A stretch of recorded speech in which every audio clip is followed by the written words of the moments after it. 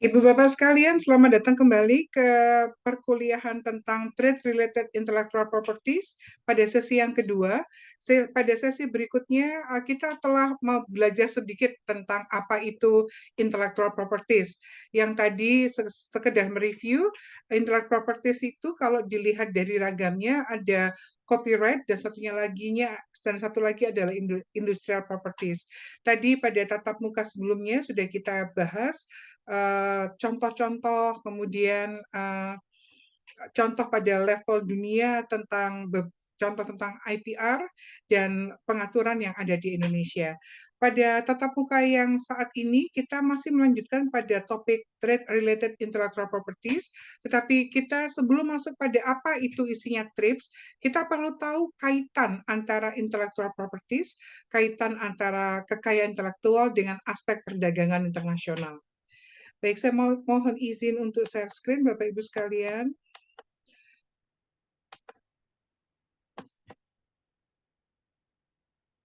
Nah, di layar Bapak Ibu sekalian sudah nampak, ini adalah slide yang kedua, materi kita yang kedua. Kita belajar sedikit tentang aspek HKI dalam perdagangan internasional. Ini perlu kita secara lebih detail bahas setelah kita berkenalan dengan IPR itu makhluk apa, kemudian kita perlu tahu mengapa IPR itu dimasukkan dalam salah satu aturan dalam WTO, gitu ya. Kalau WTO mengatur tentang tarif, itu jelas, karena memang aktivitas ekspor impor itu pasti melibatkan tarif. Kalau WTO ngatur tentang guide on services itu jelas karena pada komoditas itu ada dua, ada yang barang, ada yang jasa. Jasa itu yang memperform jasa adalah manusia, sehingga pada tempatnya lah kemudian WTO punya aturan tentang sektor jasa. Nah, kemudian hal yang ini juga kita perlu tahu alasannya mengapa di dalam WTO ada juga TRIPS. Padahal sebelum ada WTO, aturan pengelolaan tata kelola, tata manajemen tentang IPR itu ada di WIPO, World Intellectual Property Organization, di bawah PBB. Nah, setelah nanti pada sesi yang ketiga, nanti akan kita jelaskan bagaimana sih WIPO dan TRIPS Sekretariat itu berbagi peran, gitu ya. Kalau pada tatap muka sesi yang ini kita akan berkonsentrasi, kita perlu tahu mengapa WTO ngatur juga tentang TRIPS gitu. Tidak begini, maksudnya kan sudah ada WIPO ya, bilang biar aja yang urusan tentang IP diurus oleh WIPO, WTO ngatur tentang perdagangan. Tapi ternyata nggak bisa seperti itu. WTO perlu juga mengatur tentang IPR karena ada kaitannya ternyata Bapak Ibu sekalian antara kekayaan intelektual dengan perdagangan internasional. Pada sesi ini kita belajar lebih detail atau lebih seksama tentang apa sih sebenarnya kaitan antara perdagangan internasional dengan IPR, gitu ya Bapak Ibu. Baik, sebentar.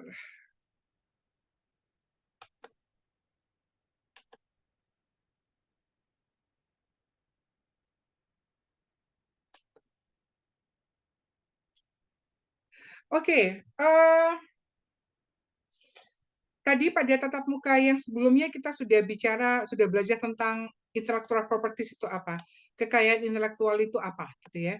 Sekarang yang kita konsentrasikan adalah kita harus mencari, kita harus paham betul bagaimana sih kaitan antara IP dengan perdagangan internasional, gitu ya. Kalimat pertamanya, apakah kaitan antara HKI dengan perdagangan internasional? Ibu Bapak sekalian yang saya hormati, perdagangan internasional itu melibatkan aliran barang dan jasa antar negara. Jelas ya, aktivitas yang nyata terjadi. Kalau kita ngomong perdagangan internasional ya pasti ada perdagangan antar negara. Nah, ada barang, ada jasa. Pada tatap muka sebelumnya kita juga tahu, ketika kita ngomong barang, misalnya kita bicara tentang handphonenya kita, gitu kan. Tadi pada slide terakhir ketika kita bicara tentang pengenalan tentang IPR, kita tahu di handphone ini ada patennya, ada hak ciptanya, ada industrial design-nya, ada rahasia dagangnya, dan seterusnya, gitu ya. Sehingga dalam konteks perdagangan internasional, HKI itu berperan penting. Gimana nggak penting? Ketika kita melihat siapa saja daftar perusahaan yang menerima paten paling banyak. panjenengan semua sudah melihat ada Johnson and Johnson. Ketika kita menyebutkan Johnson and Johnson, kita melibatkan IPR di situ. Karena apa? Kita menyebut merek, gitu kan? Ketika Pfizer turut berkontribusi dalam menciptakan vaksin untuk COVID, gitu ya.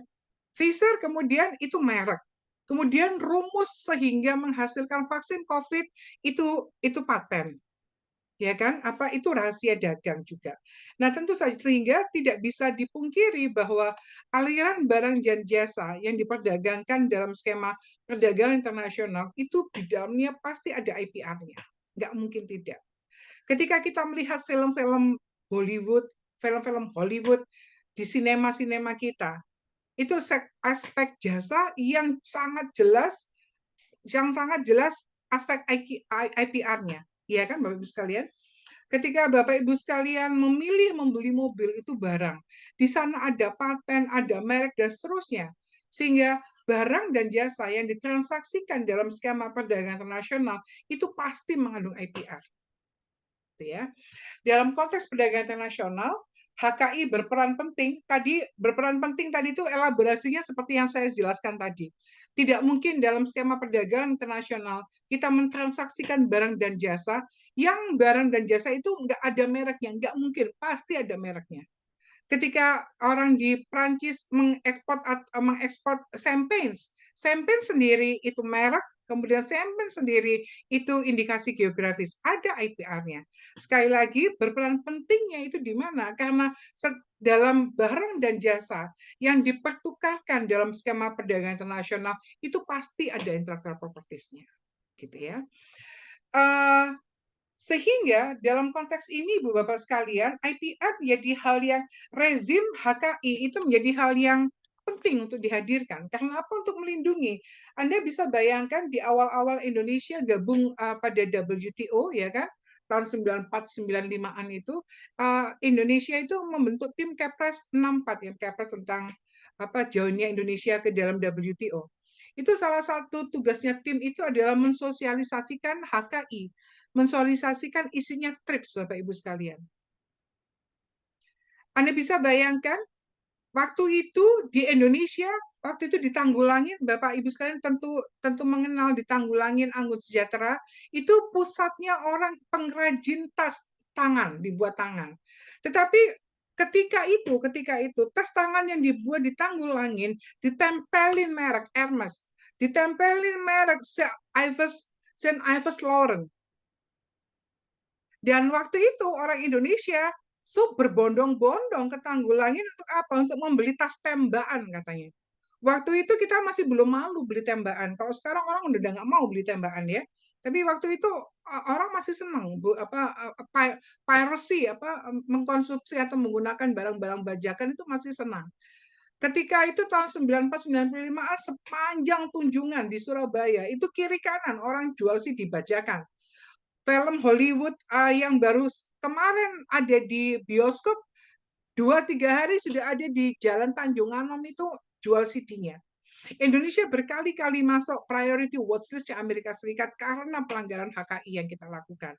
Sekarang sudah nggak lagi. Kita sudah menjadi, karena apa? Kita tahu betapa sakitnya kalau IPR-nya kita itu dilanggar. Anda bisa bayangkan kalau misalnya ada seseorang menciptakan sebuah software gitu ya.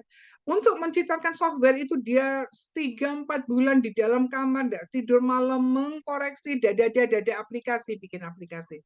Ketika aplikasinya jadi dilemparkan di pasaran laku keras, maka yang dilakukan kemudian besoknya aplikasinya dibajak. Orang bajak itu kan enggak pakai mikir, Bapak Ibu sekalian. Dia tinggal dibajak aja gitu.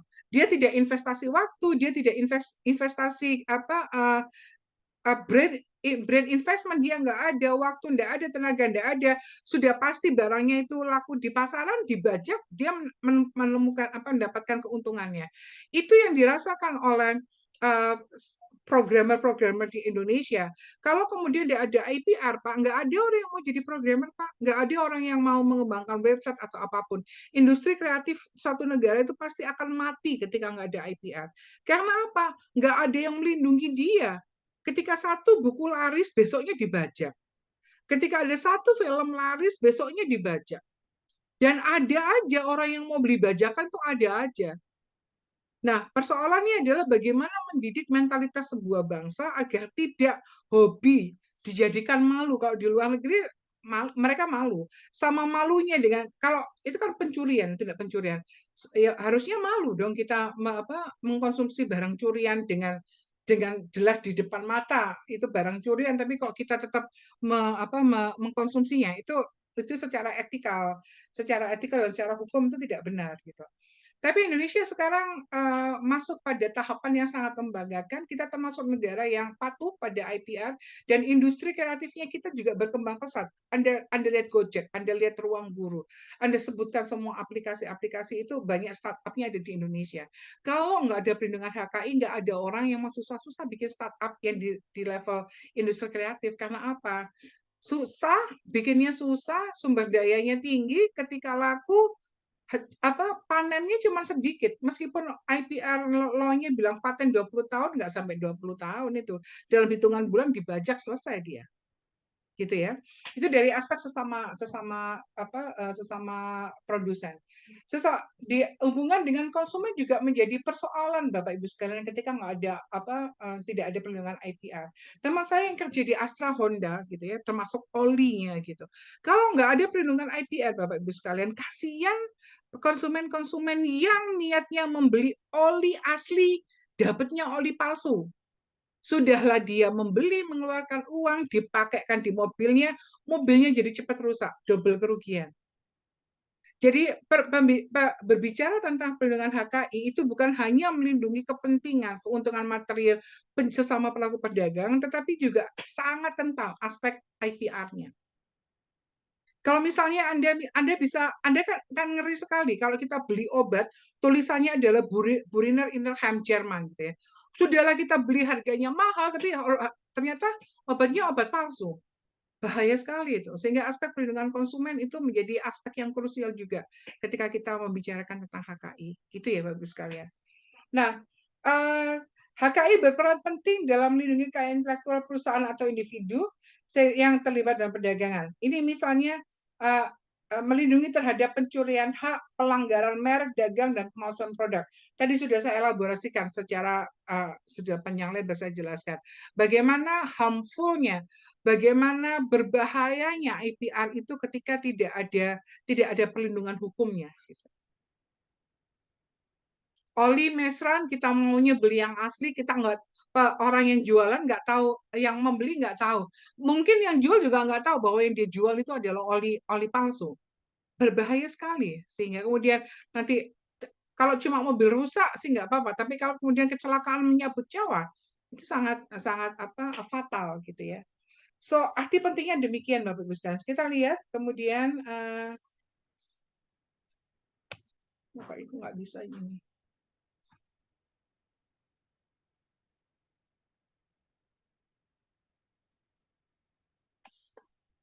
Oke, pada slide ini, HKI memberikan insentif bagi perusahaan dan individu untuk berinovasi, jelas, dan menciptakan karya intelektual baru.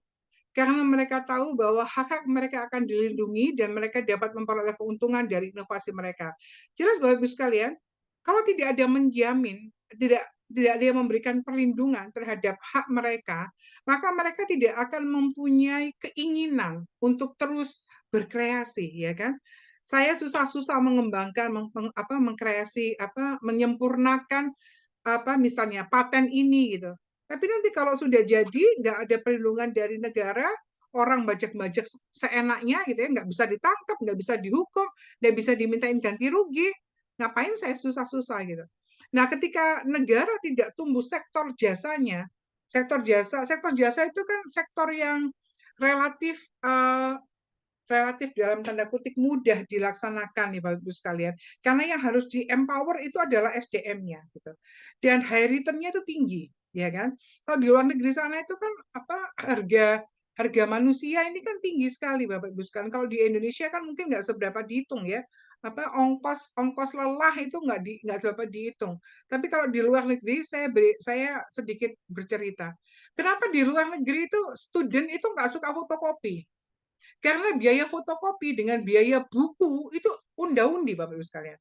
Kalau kita di Indonesia, fotokopi yang kita bayarkan per lembarnya 150 atau berapa gitu ya.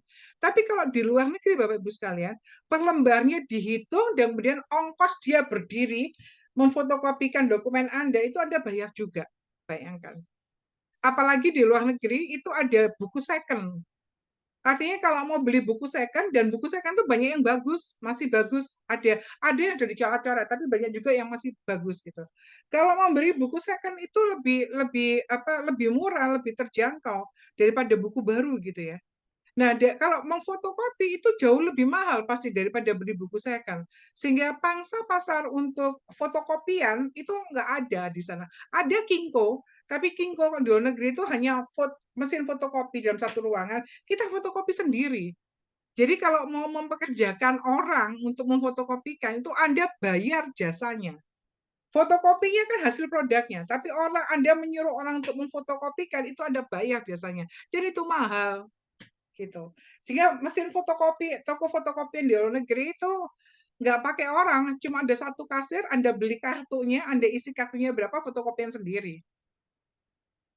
Kayak gitu. Nah, oleh karenanya, negara-negara yang sudah bisa masuk sektor jasa, itu earning per kapitanya menjadi lebih tinggi, Bapak Ibu sekalian. Kalau barang sektor manufaktur itu kan panjang ya prosesnya ya. Harus membangun pabrik dulu, mendirikan pabrik, beroperasi, mendatangkan bahan baku, melatih SDM-nya, dadada panjang sekali gitu. Sehingga memang negara-negara yang lebih mengedepankan sektor jasa, apalagi pada aspek IT dan seterusnya, itu pasti negara-negara kaya dan pendapatan mereka lebih besar dibandingkan negara-negara yang masih berkutat pada level konsumsi dan produksi barang, gitu ya.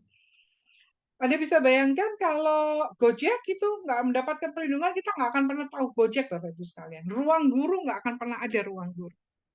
Yang namanya fasilitas Google gitu ya, Google Translate lah, Google apa dan seterusnya. Kalau dalam bidang penulisan ilmiah, bagaimana men-tracing referensi sudah ada softwarenya. Luar biasa kan, itu sangat memudahkan kita untuk melakukan penelitian. Ketika kita tidak perlu lagi browsing mana sih sininya, kita menggunakan Mendeley misalnya, kita menggunakan Oskola misalnya, itu akan dibantu merujukkan kita pada bacaan-bacaan yang sejenis dengan topik yang kita cari.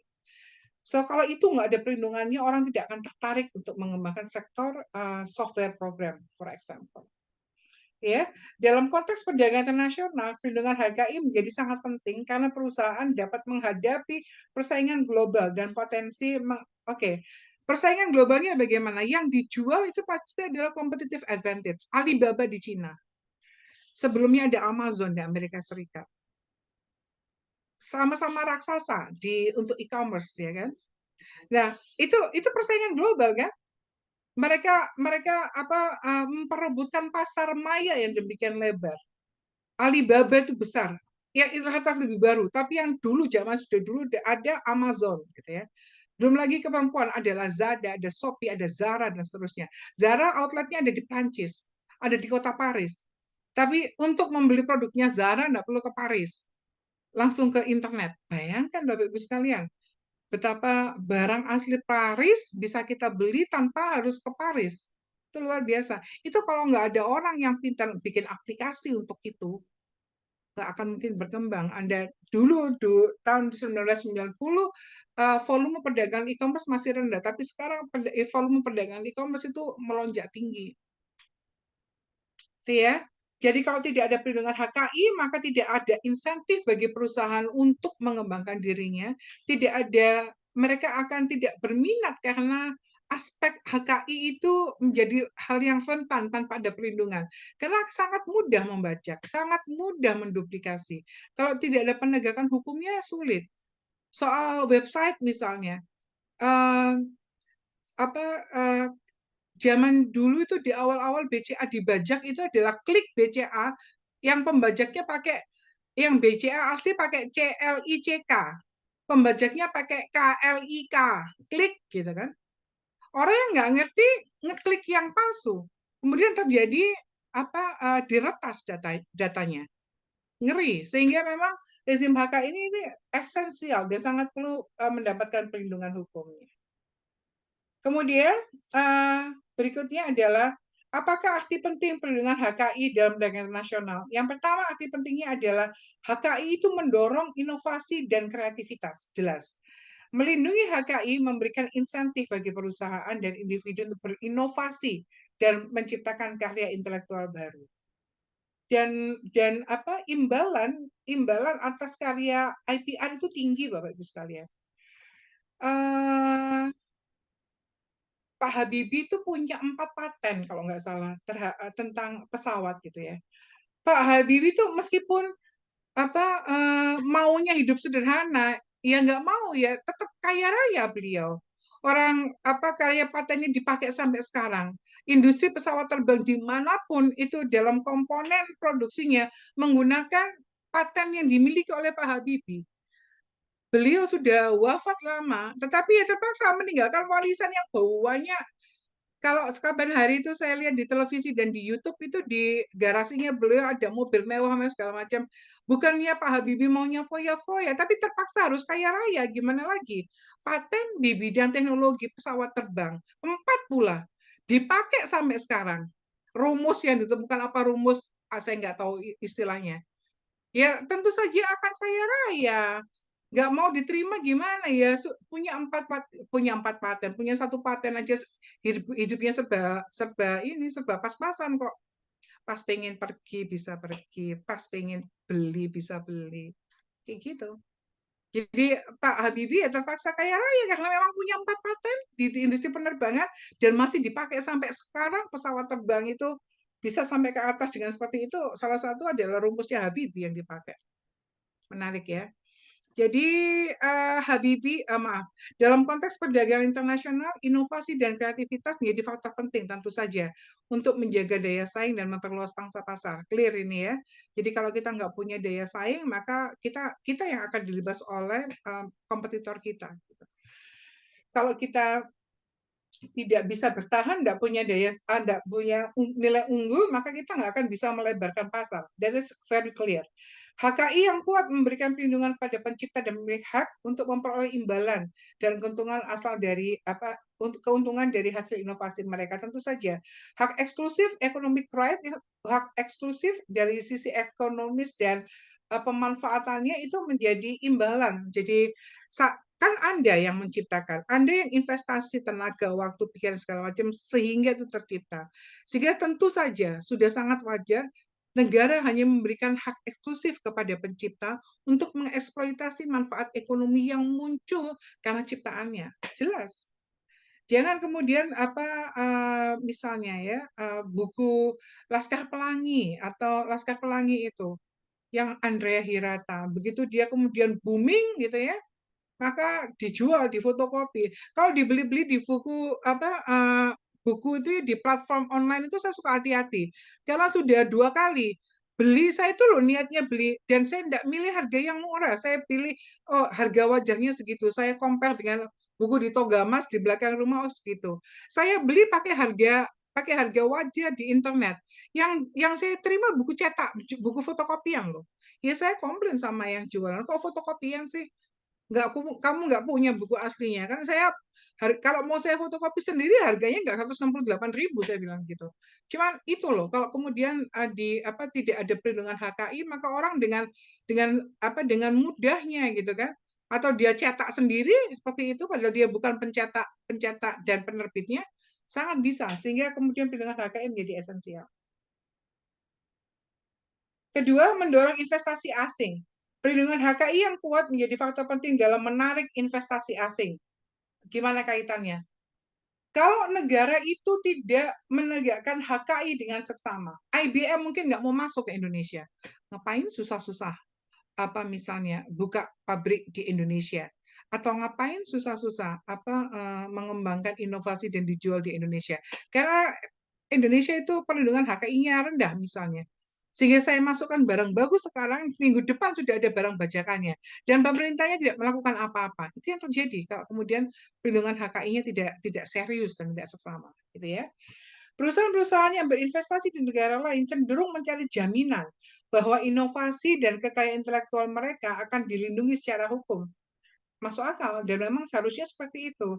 Negara pencipta IPR holder itu harus dijamin bahwa kalau saya masuk di sana, saya beroperasi di sana, maka saya HKI saya tidak dieksploitasi, bukan tidak dengan mudah dieksploitasi oleh orang-orang yang bukan pemegang HKI, begitu permintaannya.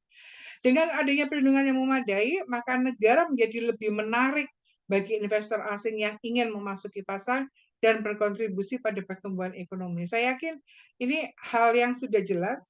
Kalau kemudian negara memberikan perlindungan dengan serius gitu ya, maka itu akan tampak dari luar. Oh, Indonesia komitmen. Kalaupun nanti ada yang melanggar hak HKI saya di Indonesia, maka pemerintah Indonesia mempunyai kemampuan dan kemauan untuk memberantas itu. This is menarik menurut saya. Yang ketiga adalah melindungi pemegang hak dari penyalahgunaan HKI itu macam-macam, Bapak Ibu sekalian. Ada yang dibajak, ada yang ditiru, ada yang diduplikasi, disebarluaskan, gitu kan? Hal seperti itu. Sehingga ya resiko-resiko pencurian HKI, pelanggaran merek dagang, pemalsuan produk itu hanya bisa diberantas dengan penegakan hukum yang serius, gitu ya. Perlindungan HKI yang kuat membantu melindungi pemegang HKI dari tindakan ilegal yang dapat merusak reputasi. Oh ya, itu penting, reputasi. Mengurangi keuntungan dan menghambat pertumbuhan bisnis. That is for sure. Tadi yang saya sebutkan, saya ini maunya beli oli mesran yang asli. Tapi saya nggak tahu, ternyata yang saya beli, yang saya kira itu asli, ternyata palsu gitu. Bahkan paranya penjualnya pun tidak tahu bahwa oh, saya juga nggak tahu kalau ini tahu saya dapatnya dari distributor ABC dan seterusnya. Bayangkan kalau hal-hal seperti ini tidak diselesaikan, itu fatal untuk keselamatan kehidupan manusia. Itu kalau saya ngomong oli, kalau saya ngomong obat, kalau saya ngomong susu bayi, kalau saya ngomong misalnya produk-produk perawatan untuk kulit yang kita pakai yang apply to human skin segala macam begitu. Bayangkan. Membantu kepercayaan dalam perdagangan. Perlindungan HKI yang konsisten dan efektif di tingkat internasional membantu menciptakan kepercayaan di negara-negara yang terlibat dalam perdagangan. Mendorong kerjasama, meningkatkan aliran investasi, memfasilitasi pertukaran teknologi dan pengetahuan di antara negara-negara tersebut. Jadi negara dengan reputasi HKI yang baik itu negara yang sangat menarik, Bapak Ibu sekalian. Sekarang Indonesia sudah sampai pada tahap malu gitu ya. Kita sudah nggak mau lagi ini. Kalau kita bisa beli yang asli, kita beli yang asli gitu ya. Kita nggak beli yang tembakan gitu. Kita malu kok beli tembakan. Orang kita ini bangsa beradab kok membeli yang seperti itu. Jadi ketika negara itu komitmennya terhadap penegakan HKI itu dinilai bagus di mata dunia, maka itu meningkatkan kepercayaan mitra kepada negara yang bersangkutan. Dan itu citra yang baik yang perlu diupayakan dan dijaga secara konsisten kalau menurut saya. Ya, kemudian transfer of technology. Perlindungan HKI yang memadai dan perdagangan internasional dapat mendorong transfer teknologi yang adil di antara negara-negara dengan tingkat perkembangan yang berbeda. Negara maju itu mungkin bersedia mentransfer teknologi canggih mereka ke negara berkembang jika ada jaminan bahwa HKI mereka itu akan dilindungi dengan baik.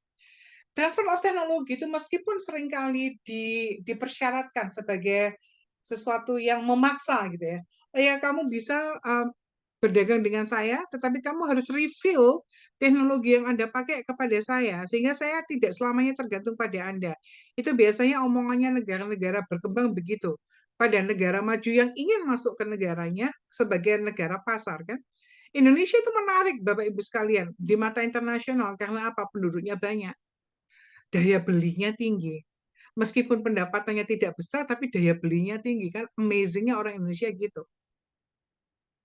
Nah, mempersyaratkan, nah kita bisa mempersyaratkan, ya nggak apa-apa dia 5 tahun pertama saya belajar dari Anda, tentang memanfaatkan teknologi tersebut. Tapi next 5 tahun ke depan dengan mewajibkan transfer of teknologi, mungkin saya akan bisa memulai sendiri usaha saya. Setelah Anda selesai kontrak investasi dengan kami selesai, diselesaikan lagi peralatannya nggak boleh dibawa gitu kan. Kita yang akan melanjutkan proses produksi itu. Itu rata-rata kayak begitu itu sering diperjanjikan dalam perjanjian investasinya kita. Kalau bagi negara-negara yang diajak janji begitu, ya nggak apa-apa saya maksimalkan untung saya 5 tahun, saya eksploitasi pasar saya 5 tahun di negara Anda, sehingga ketika saya keluar, saya sudah dapat lebih dari yang saya inginkan. Maksudnya begitu. Nah, IPR itu bisa disebarluaskan salah satunya dengan mekanisme transfer of technology. Dan mekanisme transfer of technology itu sungguh sangat membantu negara-negara sedang berkembang. Artinya negara yang belum pernah punya teknologi seperti itu, dengan adanya transfer of technology, itu mereka sudah ketemu di tengah. Si negara berkembangnya tidak perlu merangkak, bangun setahap, 2 tahap, 3 tahap, sampai pada teknologi yang sekarang sudah bisa dioperasikan. Kan tinggal ketemu di tengah di sini pada teknologi yang disepakati, kemudian setelah selesai kontrak investasinya ini melanjutkan sendiri. Itu adalah harapan harapan besar dalam sebuah konteks transfer of technology. Tapi seringkali tidak semudah dan semulus yang seperti yang saya sampaikan. Garis besarnya seperti itu. Gitu ya Bapak Ibu sekalian. Oke, sekarang ini bagaimana ini pertanyaannya apa ya?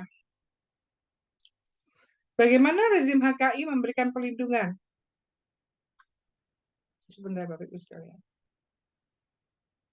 Bagaimana rezim HKI memberikan perlindungan kepada negara-negara yang sedang berkembang, bahkan negara-negara yang terbelakang, ketika berhadapan dengan negara maju dalam perdagangan internasional.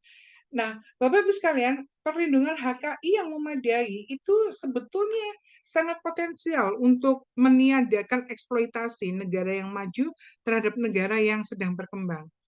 Karena apa? Setiap negara itu tidak mungkin atau berada dalam kebutuhan perlindungan KI yang sama semuanya.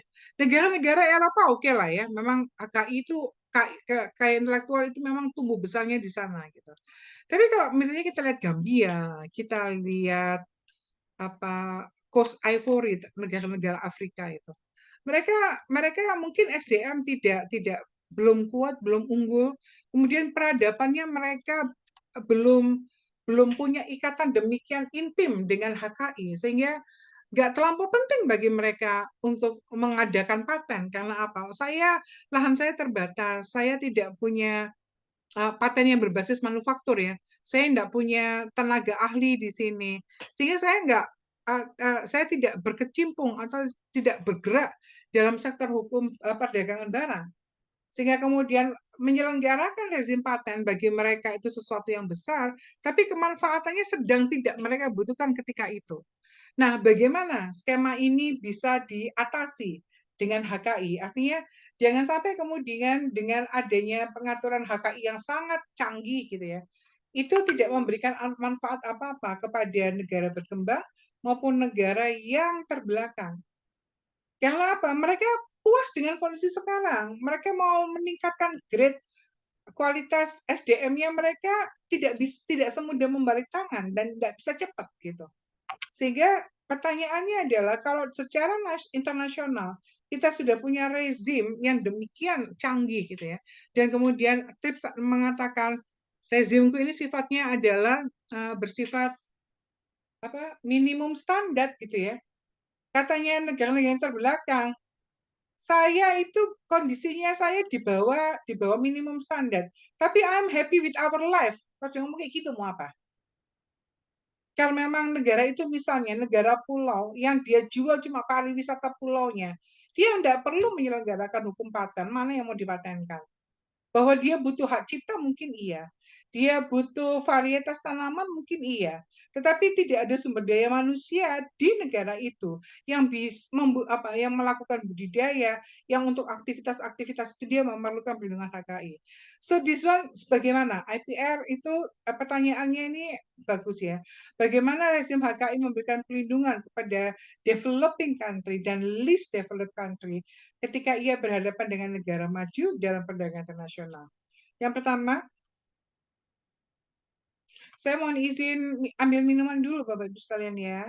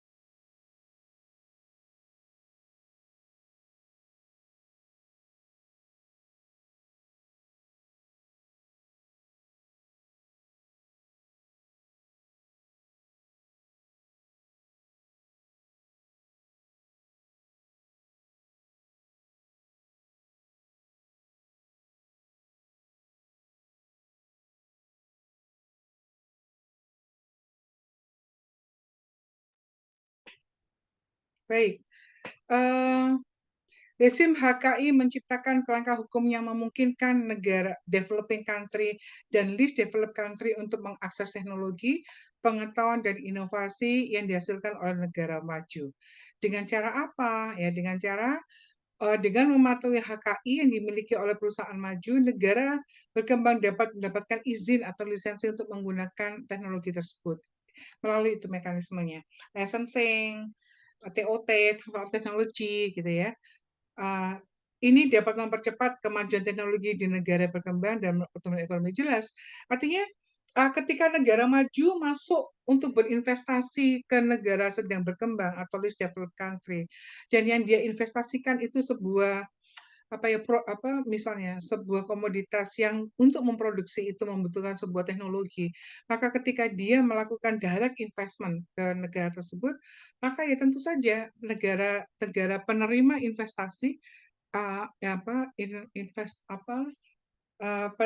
penerima investasi itu akan juga menerima manfaat dari teknologi yang dipergunakan untuk memproduksi barang tersebut. Kira-kira seperti itu.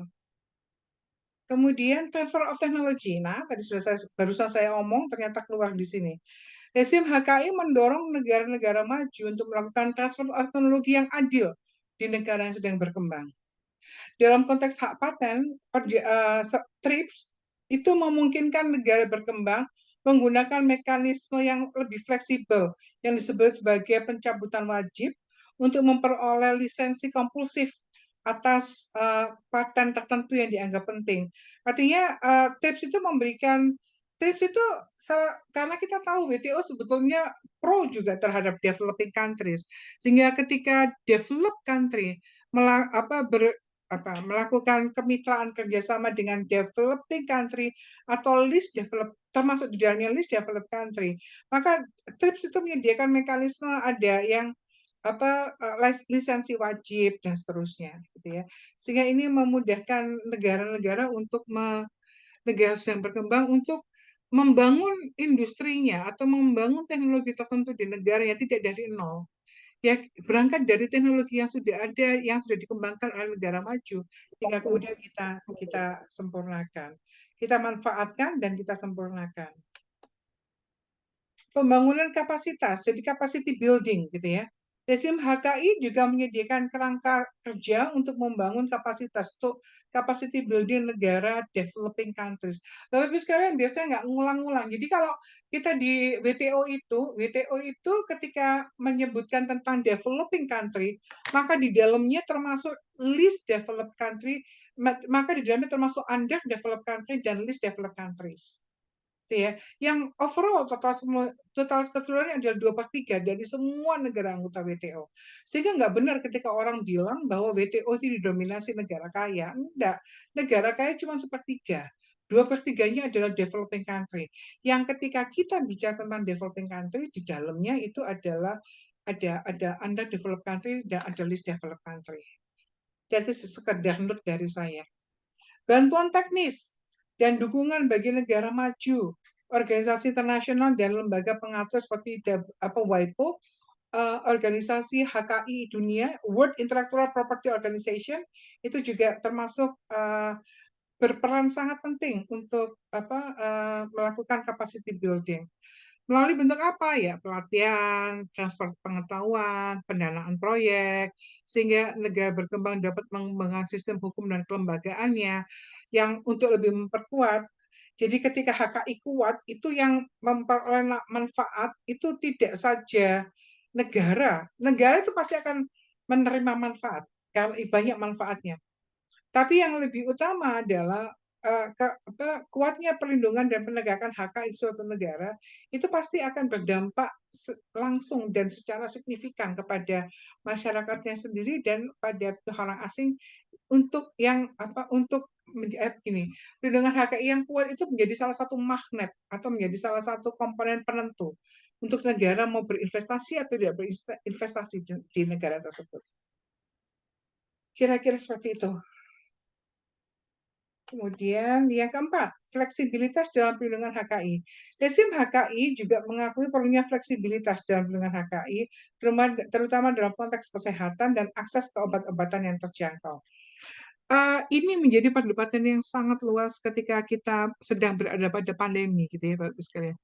Negara-negara yang kaya nggak apa-apa, kayak Israel, gitu ya, dengan cepat bisa memproduksi sendiri vaksinnya, gitu kan? Kemudian dalam jumlah yang cukup gitu. Anda bisa bayangkan negara-negara di Afrika yang sektor farmasinya mereka tidak besar, tidak punya kemampuan untuk membiayai produksi vaksin sebanyak jumlah penduduknya, apalagi vaksinasi COVID itu kan ada booster 1, booster 2, booster 3, berapa banyak?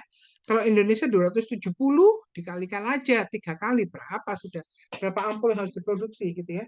Sementara ketika awal-awal pandemi itu kan Pfizer, Seneca, hanya sebagian kecil industri farmasi dunia yang secara cepat bisa memproduksi itu. Mereka menjadi kaya mendadak kan. Kemudian ya tadi itu sampai distribusi tentang vaksin itu dikendalikan oleh WHO. Karena apa? Statusnya kita pandemi, kita harus segera selesai dari pandemi ini sehingga vaksin harus dengan cepat dan segera dalam jumlah masif diberikan kepada masyarakat banyak. Gitu ya Bapak Ibu sekalian. Oke, that's it. Ada pertanyaan nggak Bapak Ibu?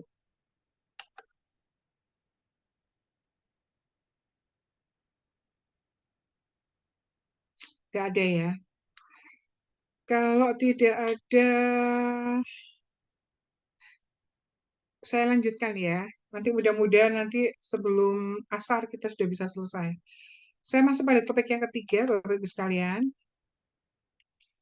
Topik yang ketiga itu sebentar.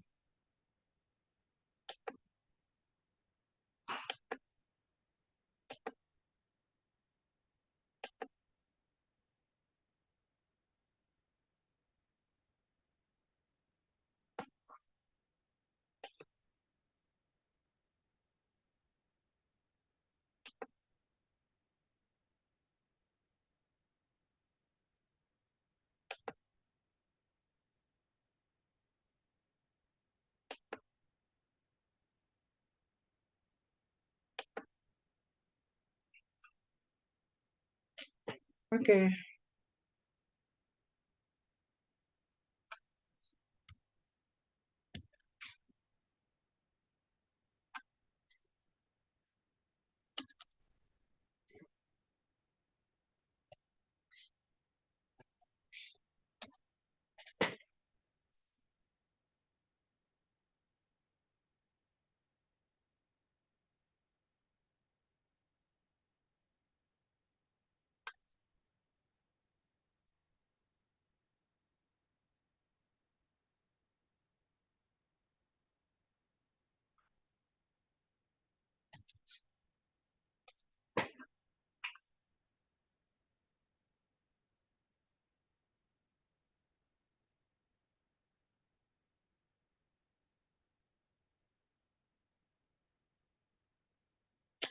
Nah, baik.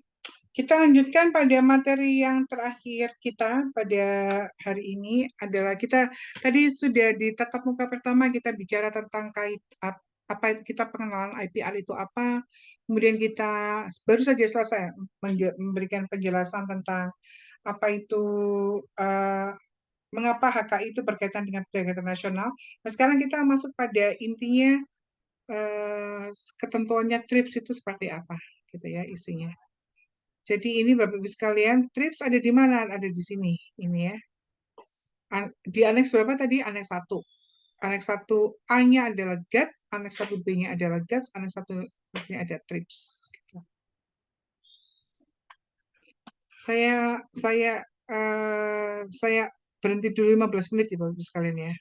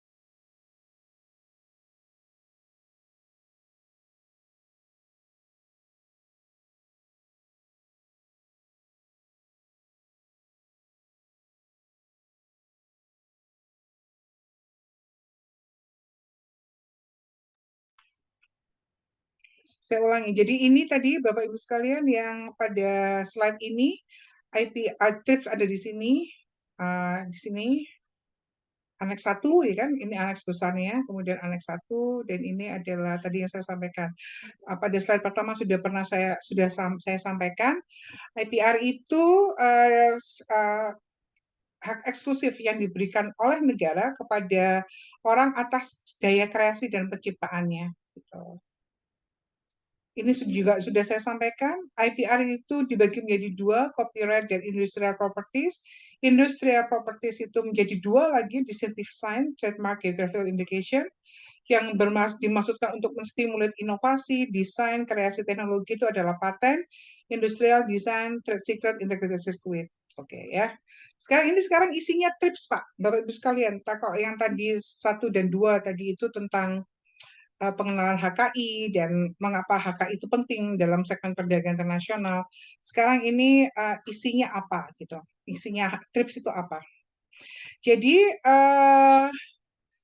TRIPS itu disebut sebagai salah satu pilarnya WTO. Karena apa? Pada aneks 1 itu kan ada GATT, ada GATS, ada TRIPS gitu. That's why kemudian TRIPS sering disebutkan sebagai satu dari 3 pilarnya WTO, satunya lagi GATT, satunya lagi GATS gitu ya. Pertanyaan saya adalah uh, apakah apakah seluruh anggota WTO itu wajib melaksanakan TRIPS? Jawabannya adalah wajib. Mengapa wajib? Karena TRIPS itu letaknya di aneks 1.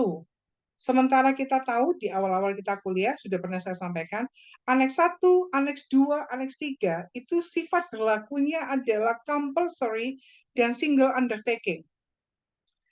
Tanda tangan satu naskah akan terikat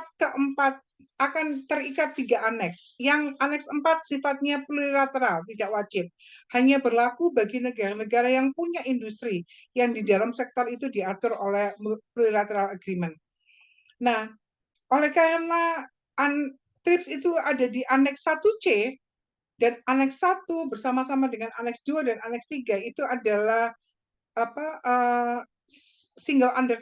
compulsory wajib, maka jawabannya adalah iya, setiap negara anggota WTO itu wajib menerapkan TRIPS tanpa terkecuali. Gitu ya. Sehingga single undertaking, di sini istilahnya single undertaking.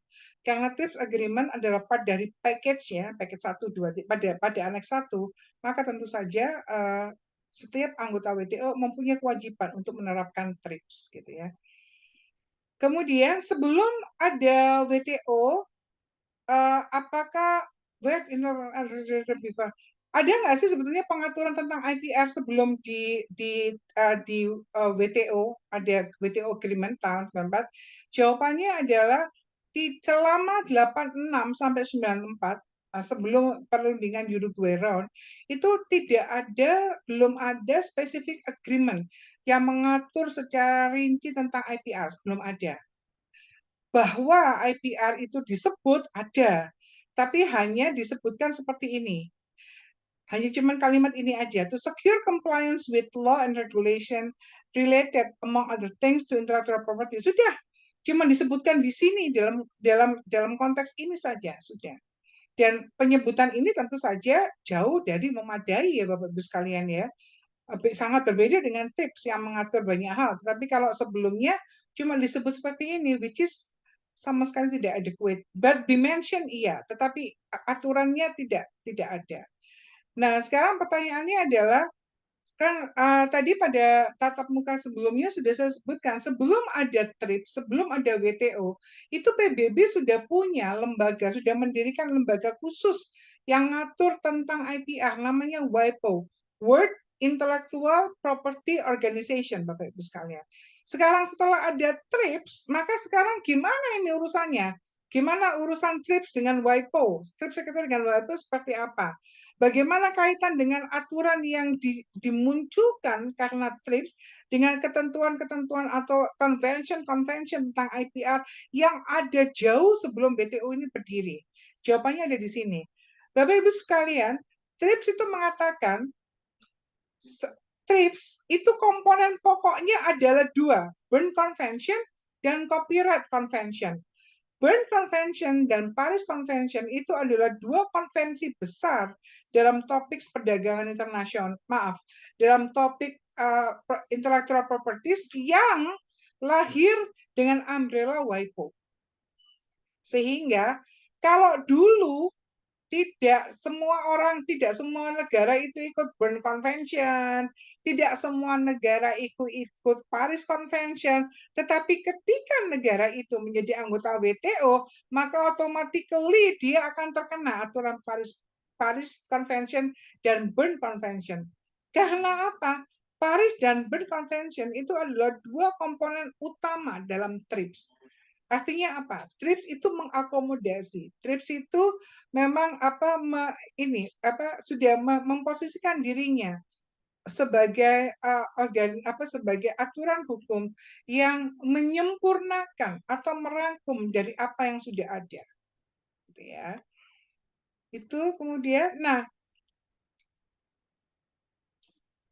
selain Paris Convention dan Berne Convention, diingat-ingat Bapak sekalian ya, Paris Convention itu tentang industrial properties yang sebelah sini.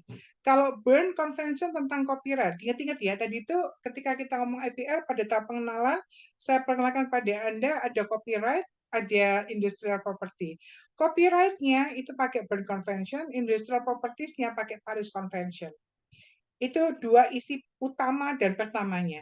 Isinya yang ketiga, TRIPS itu adalah, TRIPS itu ternyata juga menegosiasikan hal-hal yang tidak di sini ya, which are not addressed, hal-hal yang sebelumnya tidak diatur di dalam Paris Convention atau Paris Convention, atau mereka menyempurnakan dari apa yang sudah ada. Beda ya,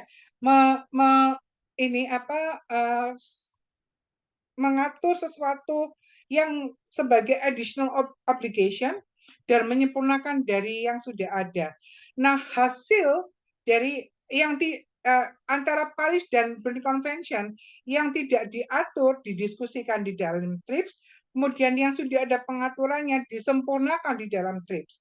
Sehingga komponen yang ketiga itu adalah Berne and Paris Plus. Berne Convention, Paris Convention, kemudian negosiasi WTO-nya yang ke-8, menyempurnakan isinya Paris dan Berne Convention menjadi Berne and Paris Plus. Jadi ada 3 isinya. Paris Convention, Berne Convention, Berne and Paris Plus. 3 ya. Kemudian Bapak Ibu sekalian, yang berikutnya, isi berikutnya dari TRIPS Convention itu adalah ini. Anda ingat ya, yang sebelah yang sebelah copyright tadi itu, copyright itu kan sebentar, copyright itu atau Paris, saya malah nggak ingat sebentar. Copyright itu Berne Convention. Berne Convention itu disempurnakan isinya dengan Roma Convention.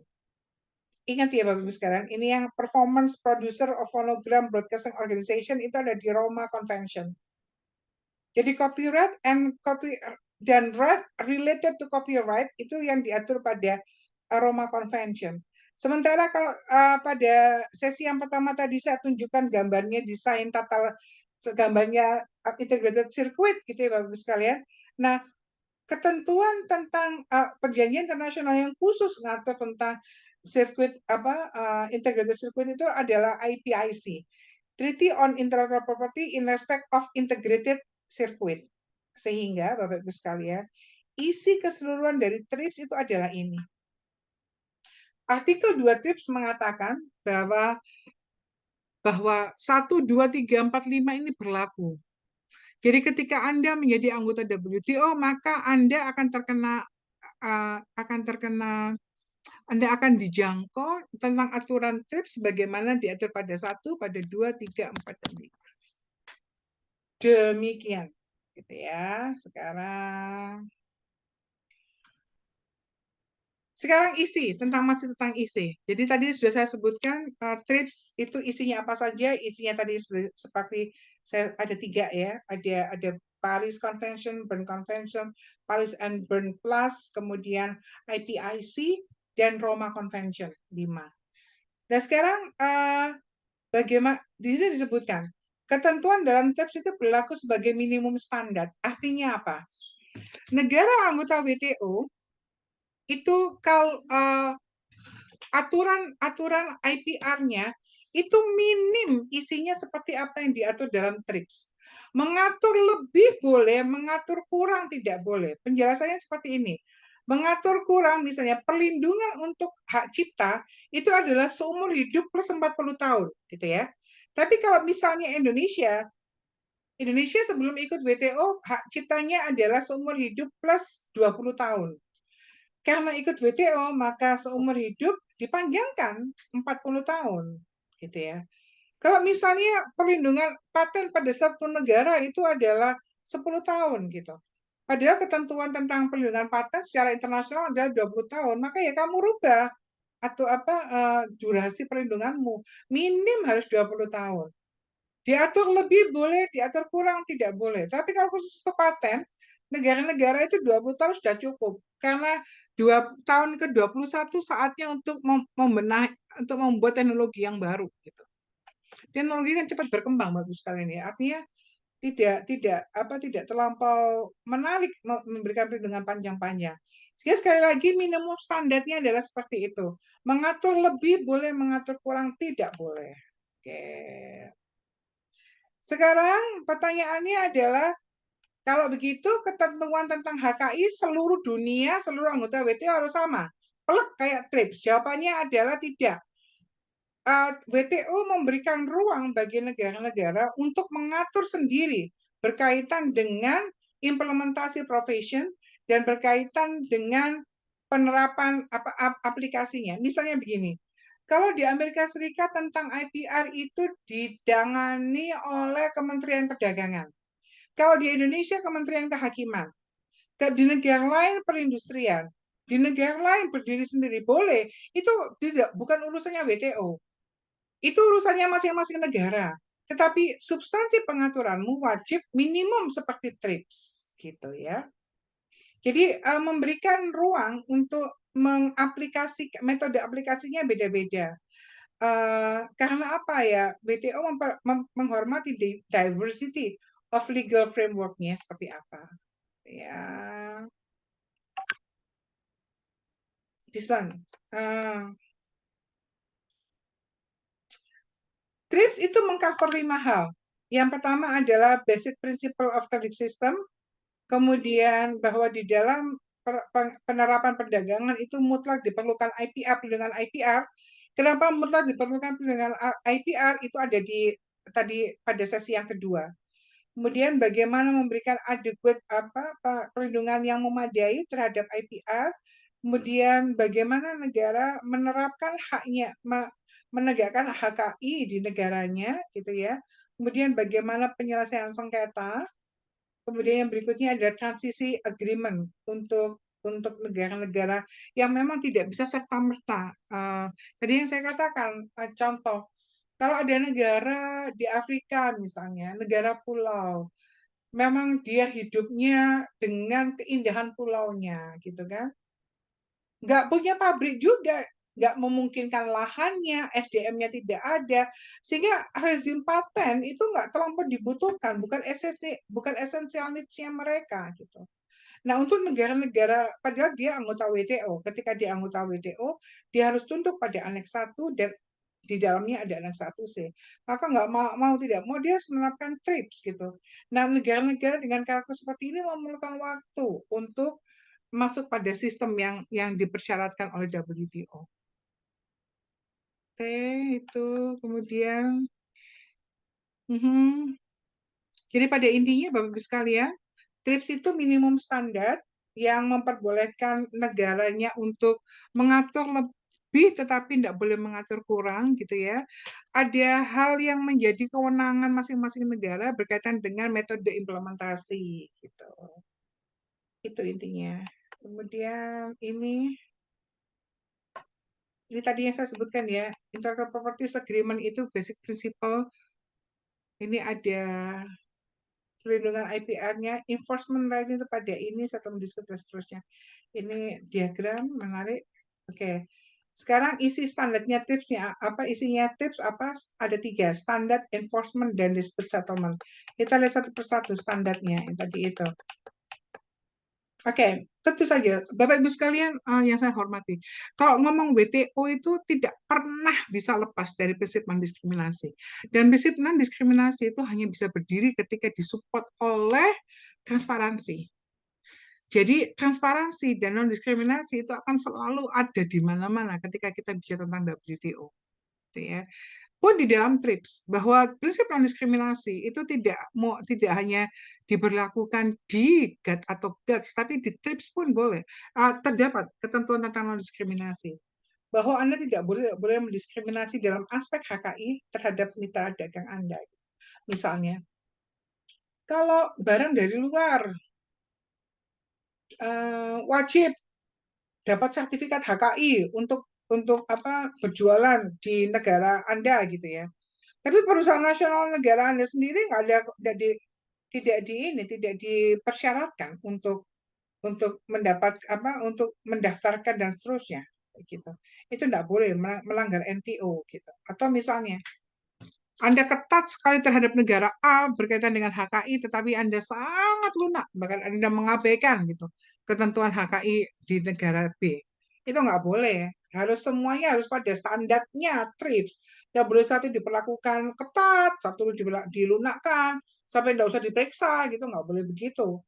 Karena itu namanya prinsip non-diskriminasi, melanggar prinsip non-diskriminasi yang MFN. Ya, bagus sekali ya. Kemudian standarnya apa? Ada elemen standar yang harus ada ketika Anda membuat aturan tentang IPR gitu ya. Yang pertama, elemen perlindungan itu harus disebutkan. Yang dilindungi apanya gitu ya. Subject matter yang dilindungi itu yang seperti apa. Kemudian hak untuk mengalihkan, kemudian memindah tangankan hak tersebut, kemudian minimum duration protection yang tadi saya sebutkan. Seumur hidup plus 40 tahun, jangan 10 hidup plus 20 tahun, atau 10 hidup plus 30 tahun, tidak boleh. Minimumnya 40 tahun, mau dipanjangin tidak apa-apa. Kalau hak cipta, dipanjangkan perlindungannya, itu bermanfaat Bapak-Ibu sekalian. Tapi kalau paten dipanjangkan perlindungannya, teknologi itu berkembang pesat, masa iya Anda masih dan nggak ada lagi mungkin orang yang mau melisensi atau membeli teknologi Anda karena apa kan kalau paten itu juga harus bayar kan, bayarnya mahal juga gitu. Padahal sebetulnya pada tahun ke-10 sudah ada teknologi baru. Nah, teknologi lama yang masih 10 tahun lagi umurnya mau diapakan? Ketika di pasar sudah ada teknologi yang lebih murah, lebih canggih, lebih cepat dan seterusnya, teknologi lama nggak kepakai. Kemudian standar yang kedua adalah TRIPS agreements menambahkan substantial number of additional. Jadi standar yang kedua adalah yaitu apa yang diatur pada Bern and Paris Plus Plus itu menjadi standarnya. Jadi kalau Indonesia itu kan ketika sebelum masuk pada WTO memang kita sudah punya cipta paten merek. Tinggalannya Belanda, ada di WVK, Burgerlijk Wet Van Staligheden kan, apa WVK buku di hukum KUHD ada. Nah, negara-negara yang dari awal mulai tidak punya IPR, kalau kita punya IPR sudah dahulukan dengan Belanda. Kalau negara-negara yang nggak punya IPR sama sekali, makanya kemudian dipakai rujukan ini. Kalau mau bikin standarnya TRIPS. TRIPS itu isinya apa ya? Lihat ada Paris, ada Bern, Paris Bern Plus, IPIC, dan Roma Convention. Wis standarnya itu. Mau kamu tambahi boleh, dikurangi nggak boleh. Intinya demikian. Gitu ya. Kemudian ini enforcement-nya. Nah, penegakan hukum IPR itu diserahkan oleh kebijakan masing-masing negara. Di Indonesia, kalau ada pelanggaran IPR, ada yang dikategorikan sebagai pelanggaran administratif, ada yang dikategorikan sebagai tindak pidana, ada seperti itu. Sengketa IPR itu ada yang sengketa administratif, ada yang sengketa perdata. Gitu. Menentukannya bagaimana ya? Terserah sistem hukum masing-masing negara, silakan dirumuskan di dalam perundang-undanganmu. Gitu. Pembajakan masuk mana? Ya kan? Pembajakan masuk di mana? Di undang-undang copyright ada, undang-undang paten ada, dan seterusnya ada. Sehingga enforcement itu menyangkut yang tadi itu, apa cara pendaftarannya di mana, mendaftarkannya itu berapa tahap, itu tidak diatur di WTO, terlalu jauh, itu urusan masing-masing negara untuk menentukan pentahapan, jangka waktu, cara pemeriksaan. Yang penting substansi HKI yang kita punya itu sudah komplit dengan standar internasional. That's it. Dispute settlement. WTO itu menyediakan dispute settlement body, Bapak Ibu sekalian. Dispute settlement body itu akan mendengarkan semua file atau mendengarkan semua kasus yang diajukan oleh anggota WTO di hadapannya. Subject matters-nya apa? Ya, subject matters itu bisa dari Aneks 1, Aneks 2, Aneks 3, atau bahkan Aneks 4. Itu bisa diajukan ke mekanisme WTO. Yang bisa dituntutkan apa? Ya, yang bisa dituntut, yang ditagihkan adalah seperti ini. Negara bisa menuntut negara tetangga dengan mengatakan, WTO, negara itu loh, bikin aturan merugikan. Kok bisa merugikan? Iya, TRIPS semua ngomong A, dia bikin aturan C. Aturan dia yang C itu menyebabkan saya rugi. Nah, itu berantemnya di dispute settlement body. Tetapi kalau yang ditanggulangin sekelompok pengusaha tas, membuat tas mirip sama St. Ives Lauren, ditempelin logonya tanpa hak gitu ya. Itu berantemnya St. Ives Lauren datang ke PN Surabaya, mengatakan ini saya orangnya, maka itu sengketa perdata, bukan sengketa negara dengan negara. Kalau sengketa negara dengan negara itu bisa diajukan ke WTO sepanjang yang dituntutkan adalah kamu seharusnya comply sama TRIPS, tapi kamu tidak comply pada TRIPS. Karena kamu tidak comply pada TRIPS, aku dirugikan. Itu berantemnya di WTO. Tapi kalau sengketa misalnya, saya itu mendaftarkan well-known mark di WIPO, gitu ya. Tidak lama, ditolak di negara ABCD. Nah, saya keberatan dengan penolakan itu sengketa administratif. Nah, masing-masing negara mempunyai kategori sendiri kan, unsur-unsur perbuatannya diatur sendiri di masing-masing negara sesuai dengan sistem hukum yang dia muat. TRIP hanya bilang di setiap aturan HPR yang Anda buat harus mengandung mekanisme dispute, harus mengandung ketentuan tentang dispute settlement. Itu katanya TRIP seperti itu, Bapak Ibu sekalian. Oke, kemudian nah, tadi saya katakan WIPO itu siapa?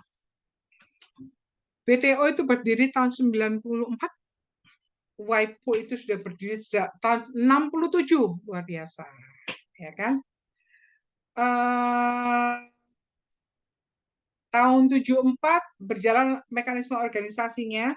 Jadi WIPO itulah yang berhasil melahirkan Paris Convention dan Bern Convention.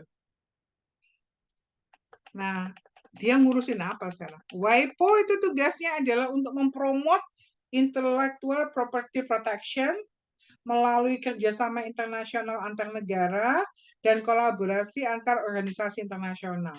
Kemudian, untuk memastikan bahwa administrative cooperation-nya among the intellectual property itu seperti itu. Mau ada persyaratan apa memastikan administrative cooperation. Misalnya well known merek gitu, Pak. Itu kalau mendaftar dulu sebelum ada WIPO, mendaftarkannya ke masing-masing negara gitu kan. Kalau sekarang enggak, kalau menjadi anggota WIPO cukup daftarkan ke WIPO, WIPO akan menyebabkan dia tercatat pada sistem dokumentasi pendataan di seluruh dunia. Kemudian sifatnya adalah internasional Bureau gitu ya, tugasnya tadi itu, tugasnya mencatat pendaftaran paten merek internasional, kemudian melakukan aktivitas cooperation untuk developing countries melalui pendampingan, training, contoh-contoh dokumen dan seterusnya, gitu ya. Kemudian sementara WTO itu lahir 1 Januari 96. Mereka WIPO dan WTO bikin perjanjian pada tahun 96. Ini yang diperjanjikan. Memberikan notifikasi, akses pada translasi hukum law dan ini kemudian mengimplementasikan prosedur dan perlindungan nasional emblems logo lambang negara gitu ya. Kemudian technical cooperation. Nah, sementara itu ada pula yang namanya TRIPS Council kan di dalam tubuhnya WTO. Jadi mudah-mudahan tadi ketika saya memaparkan tentang WIPO, panjenengan semua mempunyai gambaran WIPO kerjaannya seperti apa. Sementara TRIPS kerjaannya adalah memastikan negara anggota WTO itu comply pada TRIPS. Makanya tugasnya TRIPS itu adalah memonitor setiap negara. Negara, kamu sudah comply pada WTO apa belum gitu. Kalau belum ditanya ini Indonesia sudah diganti apa belum? Durasi perlindungan hak ciptanya. Jangan cuma 20 tahun, harus 40 tahun. Caranya ya enggak dengan cara begitu. Caranya ya meminta setiap negara membuat report terhadap progresnya dia. Nanti Trade Policy Review Mechanism yang melakukan verifikasi datanya gitu ya.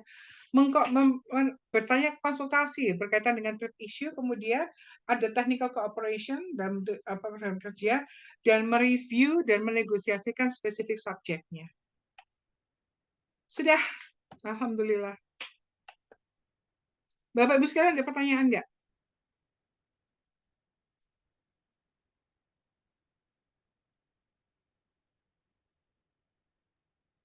Enggak ya, Bapak Ibu. Baik, Bapak Ibu yang nanti sebentar sore akan saya buatkan link Anda semua isi nanti soal-soal gitu. Jadi 3 tatap muka ini nanti akan ada. Putus-putus nih Bu, putus-putus. Ya, mohon maaf. Iya Bapak. Ini materinya dari yang saya sampaikan tadi. Ada pertanyaan nggak Bapak Ibu sekalian? Kalau tidak ada, uh, kita sudahi tatap muka ini. Saya akan submit link untuk Anda bukan post test, jadi mereview saja. Jadi untuk memastikan panjenengan semua bisa dapat guidance untuk memahami substansi ini akan ada sekitar 10 atau 20 atau 25 pertanyaan berkaitan dengan materi tadi itu panjenengan kerjakan sambil nanti membuka-buka slide tadi yang sudah saya bagikan. Gitu ya Bapak Ibu sekalian. Saya berterima kasih sekali atas perhatian dan ketekunan Bapak Ibu sekalian mengikuti kuliah pada siang hari ini. Insya Allah kita bertemu lagi pada tatap muka ke depan Bapak Ibu sekalian. Ada satu kali lagi dengan saya. Nanti saya akan bicara tentang non-tarif barrier to trade sampai ini dan kuliah kita selesai. Pak Ervan, Pak Sunario, Pak Saiful Bahri, matur nuwun sangat sudah berkenan hadir. Iya Insya Bu, Allah nanti sama-sama, Bu. materi ini akan saya uploadkan ke YouTube sehingga Anda bisa melihat lagi materinya. Sembah nuwun sangat. Wassalamualaikum warahmatullahi wabarakatuh. Waalaikumsalam warahmatullahi wabarakatuh. Matur sembah nuwun Ibu. Sami-sami. Ngapunten. Nggih.